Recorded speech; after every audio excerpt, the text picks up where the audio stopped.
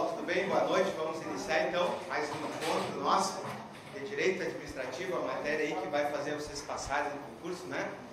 Essa matéria pode ter certeza que vai fazer a diferença, né? Quanto mais difícil para os candidatos, melhor para nós, né? Porque aqui nós vamos tentar fazer a maior nota possível, tá bom?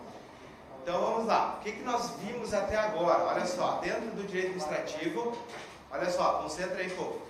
Olha só, até agora o que nós vimos? Aspectos gerais do direito administrativo, função administrativa e princípios que regem a administração pública. Dentro dos princípios, eu chamei muita atenção para vocês da autotutela, certo?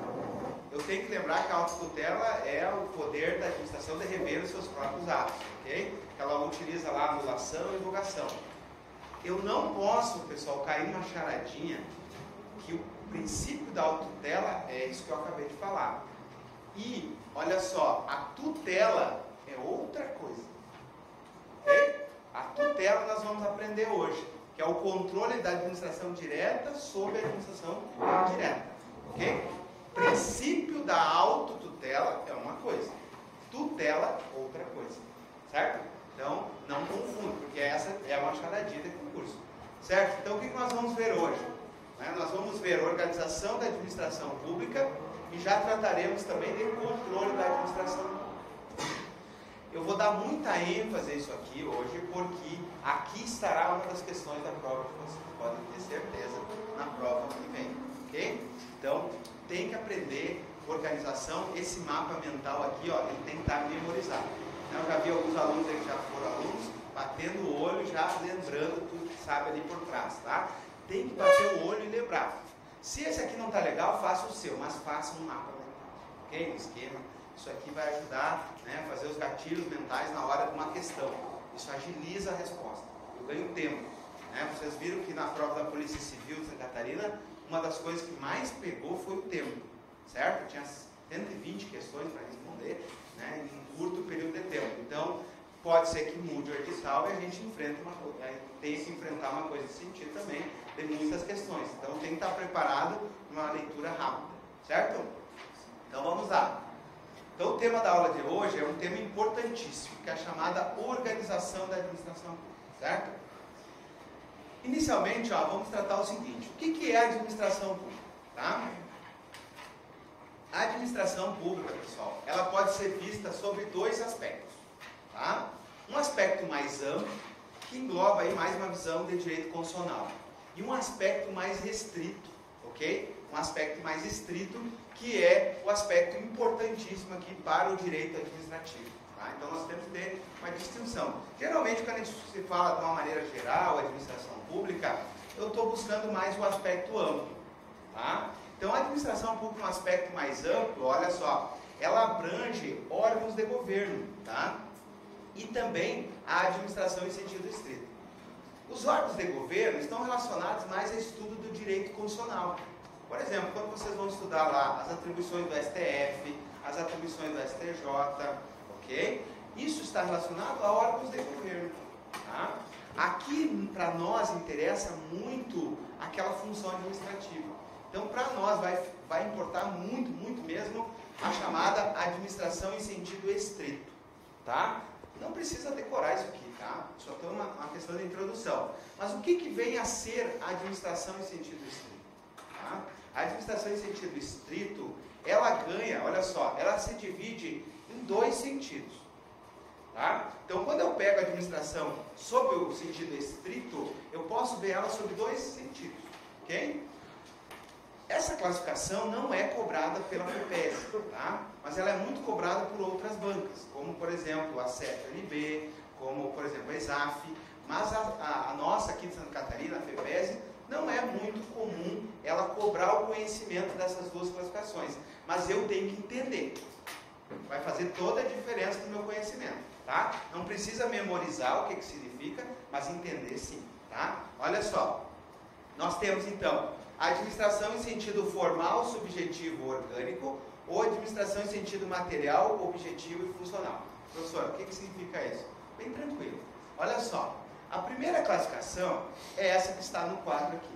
É a administração, ó, em sentido formal, subjetivo ou orgânico. Tá?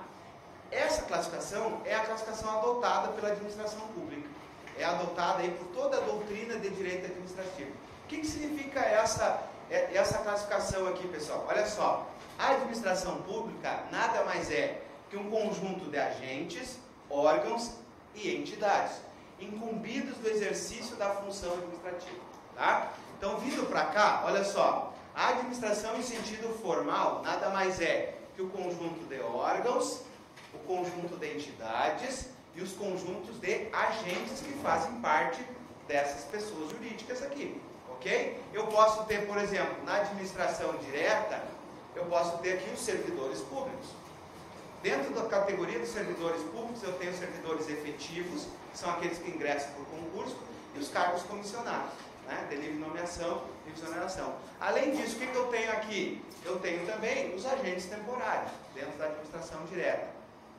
Também é muito comum, dentro da administração indireta, aqui ó, nas pessoas jurídicas de direito privado, os chamados empregados públicos, que são aqueles regidos pela CLT. Tá? Então, o conjunto de agentes que trabalham aqui, juntamente com os órgãos e as entidades, forma o conceito de administração pública. Okay? Então, se eu fosse perguntar para vocês, qual é o conceito de administração pública adotada? Conjunto de órgãos, entidades e agentes, que fazem o quê? O exercício da função administrativa. Lembra no primeiro dia de aula? Qual é a função típica do executivo? Função administrativa. E o judiciário e o legislativo fazem função administrativa? Sim, na função atípica. Ok? Então eu tenho que lembrar isso para o ato administrativo, porque a questão vai cair num conceito de ato. Né? Vai perguntar se o judiciário pode emitir um ato administrativo, se o legislativo pode emitir um ato administrativo.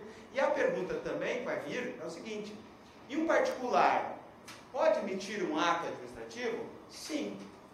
Mas ela não é, esse ato desse particular não leva em conta essa classificação aqui.